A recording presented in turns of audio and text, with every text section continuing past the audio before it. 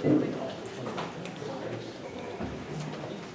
everyone, I'm Steve Young, the program director here, and it's my great pleasure to welcome you to the Poetry Foundation. Thanks so much for coming out to this annual celebration of Drinking Gourd Poetry Prize and the launch of the winning chapbook.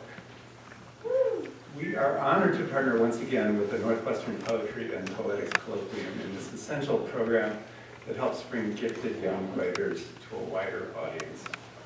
While the Drinking Gourd may have its roots in the Underground Railroad, as I think you'll hear tonight in poetry and music, it remains a potent symbol of sustenance, guidance, and freedom.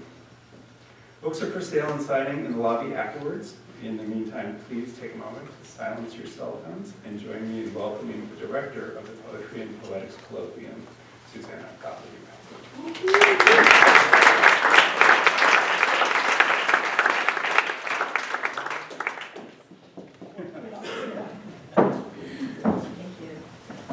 Thank you. So I want to thank Steve Young, obviously, and Chelsea Avery, and the Poetry Foundation for allowing us to use this beautiful auditorium for this evening's readings and performance, for being such amazing partners in a growing number of initiatives, and for all that they do to bring poetry as a living and relevant art form into our community.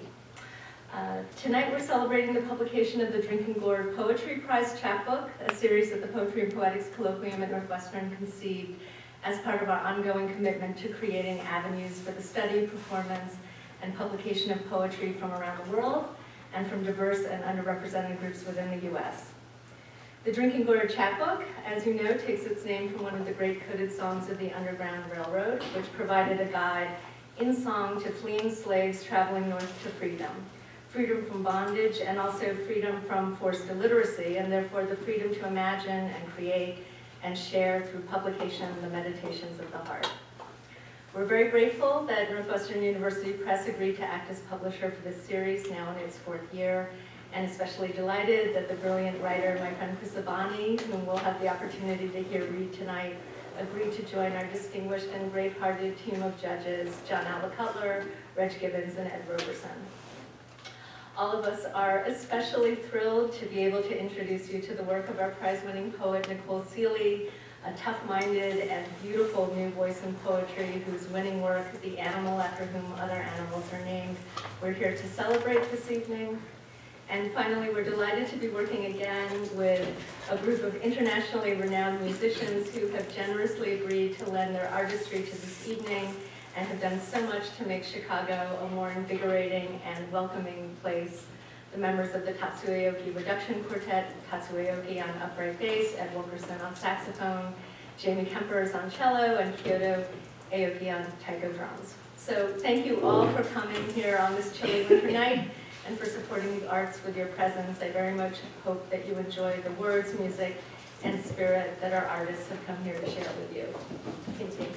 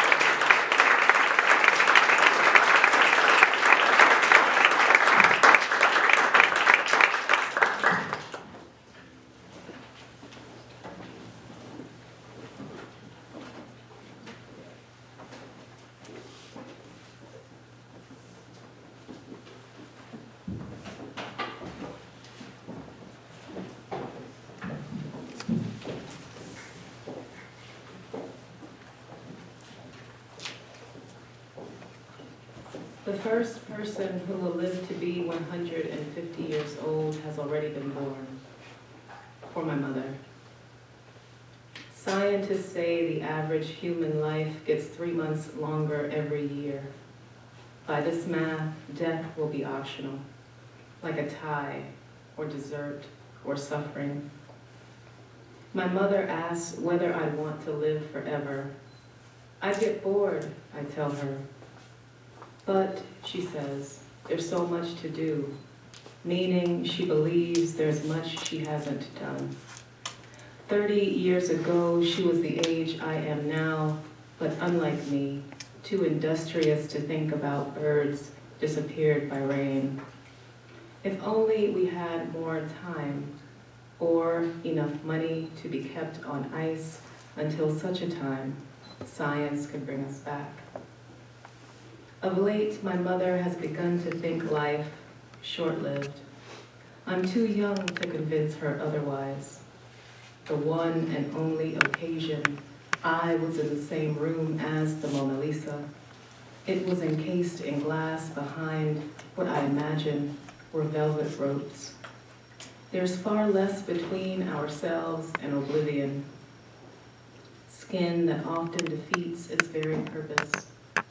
Or maybe its purpose isn't protection at all, but rather to provide a place, similar to a doctor's waiting room in which to sit until our names are called. Hold your questions until the end. Mother, measure my wide open arms. We still have this much time to kill.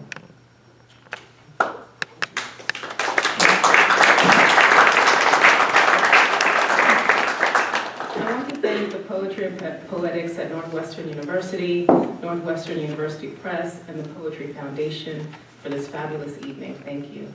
Thanks to Tatsu Aoki's Reduction Quartet and Chris Abani for celebrating with me. A huge thank you to the 2015 judges of the Drinking Gourd Chapbook Poetry Prize, Chris Abani, John Alba Cutler, Reggie Gibbons, Susanna Gottlieb, and Ed Roberson. Shout out to my parents in the first row, Larry and Petra Martin. And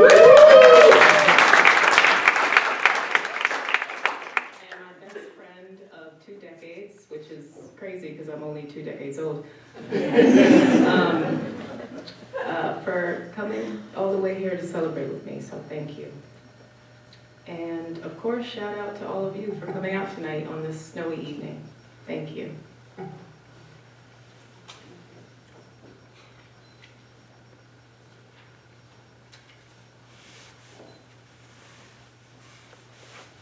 Medical history. I've been pregnant. I've had sex with a man who's had sex with men. I can't sleep. My mother's mother had asthma. My father had a stroke. My father's mother has high blood pressure. Both grandfathers died from diabetes. I drink. I don't smoke. Xanax for flying, propranolol for anxiety. My eyes are bad. I'm spooked by wind. Cousin Lily died from an aneurysm. Aunt Ilda, a heart attack. Uncle Ken, wise as he was hit by a car, as if to disprove whatever theory toward which I write. And I understand the stars in the sky are already dead. So I'm going to read from a long poem that I'm working on, if I can find it. Not in the book, but hopefully you'll enjoy it nonetheless. And it's a long poem, so I'm going to splice it with the poems from the book. Cento for the night I said I love you. Today, gentle reader, is as good a place to start. But you knew that, didn't you? Then let us give ourselves over to the noise of a great scheme that included everything, that indicts everything. Every coldness ever breathed into the world's deep blood. I was there, so I know what's true. A starry sky in August, a rest on a mountain peak. This new land, but love. I'll concede this for a single beautiful word, a small country, insufferable.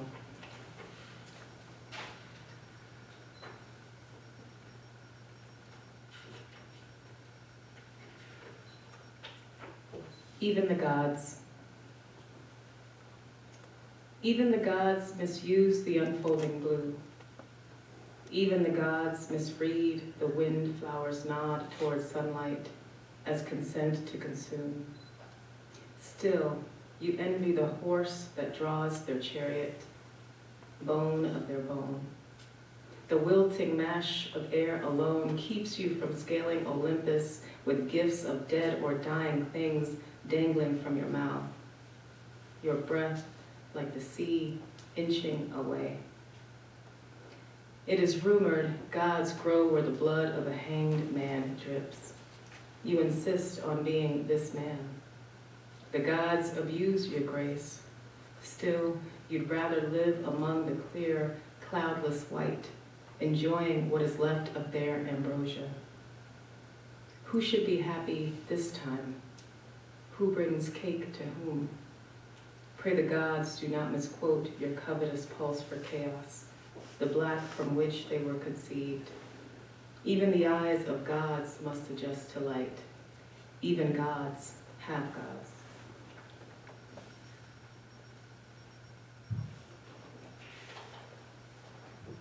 Cento for the night, I said I love you.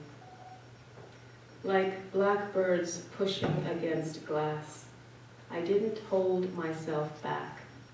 I gave in completely and went all the way to the vague influence of the distant stars. I saw something like an angel spread across the horizon like some dreadful prophecy, refusing to be contained, to accept limits. She said, "Are you sure you know what you're doing?"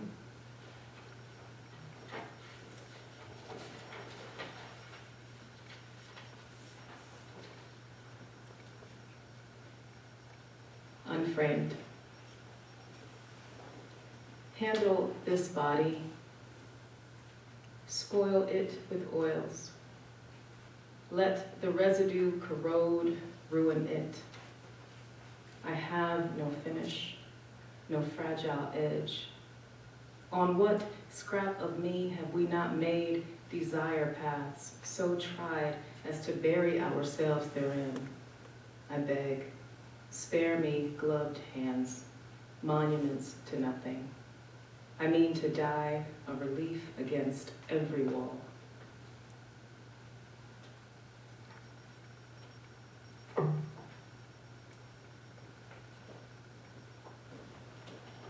Virginia is for lovers. At LaToya's Pride picnic, Leonard tells me he and his longtime love, Pete, broke up. He says Pete gave him the house in Virginia. Great, I say. That's the least his ass could do. I daydream my friend and me into his new house, sit us in the kitchen of his 3-bedroom, 2-bath brick colonial, outside Hungry Mother Park, where, legend has it, the Shawnee raided settlements with the wherewithal of wild children catching pigeons. A woman and her androgynous child escaped, wandering the wilderness, stuffing their mouths with the bark of chokecherry root. Such was the circumstance under which the woman collapsed. The child, who could say nothing except "hungry mother," led help to the mountain where the woman lay, swelling as wood swells in humid air. Leonard's mouth is moving. 2 boys hit a shuttlecock back and forth across an invisible net. A toddler struggles to pull her wagon from a sandbox. No, Leonard says, it's not a place where you live. I got the H in V. HI before my friend could finish, and as if he'd been newly ordained, I took his hands and kissed them.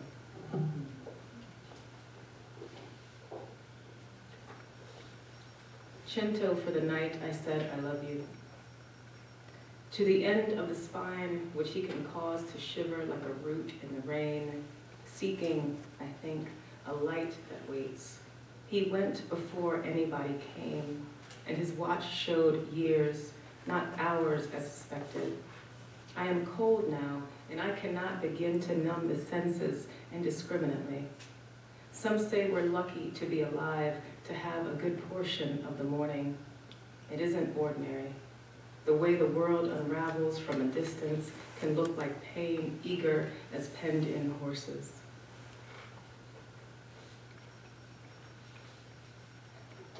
That didn't happen.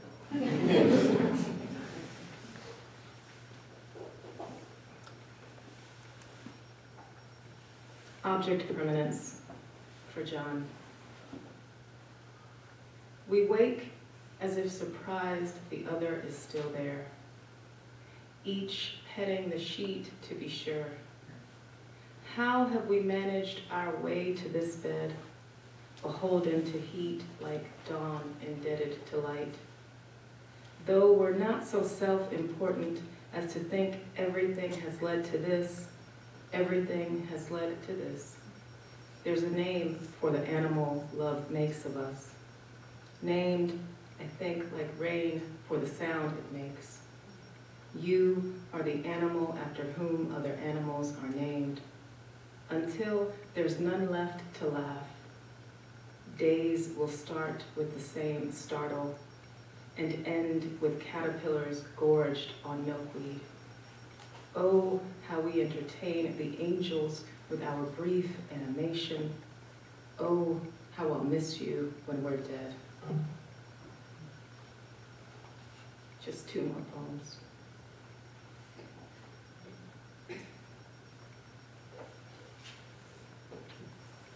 Instead of executions, think death erections. I wish the day hadn't. Dawn has claimed another sky, its birds. I watch from my burning stake the broken necks. Once this lot allowed wildflowers, nothing worse than bruised wildflowers. Darling dawn, death mask to which I've grown accustomed, show me one pretty thing, no heavier than a hummingbird. Y'all with me still? This is my last poem again. Thank you so much for having me. It's really an honor. Cento for the night, I said I love you. And it came to pass that meaning faltered, came detached. I learned my name was not my name. I was not myself. Myself a show of love to what you love as someplace I would love. I did not know what to say. My mouth, so human and frail. I am again the child with too many questions as old as light. I am always learning the same thing. One day, all this will only be memory. One day soon, for no good reason. Thank you.